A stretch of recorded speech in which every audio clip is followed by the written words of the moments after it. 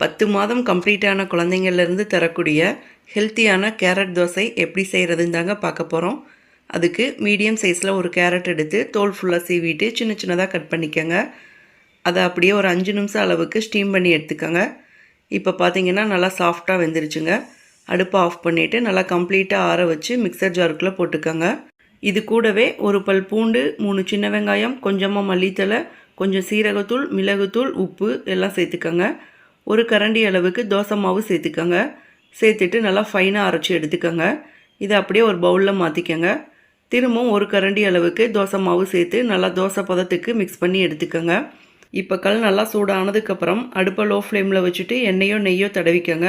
தடவிட்டு சின்ன சின்ன தோசையாக ஊற்றிக்கோங்க. அவ்வளோதாங்க, 2 சைடும் லோ ஃப்ளேம்லேயே வச்சு சுட்டு எடுத்துக்கோங்க. இந்த தோசை பார்த்தீங்கன்னா மார்னிங் பிரேக்ஃபாஸ்ட்டுக்கோ நைட் டின்னருக்கோ குழந்தைக்கு கொடுக்கலாங்க. இதே மாதிரி நிறைய ஹெல்த்தியான பேபி ஃபுட் ரெசிபீஸ்க்கு நம்ம சேனலை மறக்காமல் சப்ஸ்கிரைப் பண்ணிக்கோங்க. தேங்க்யூ.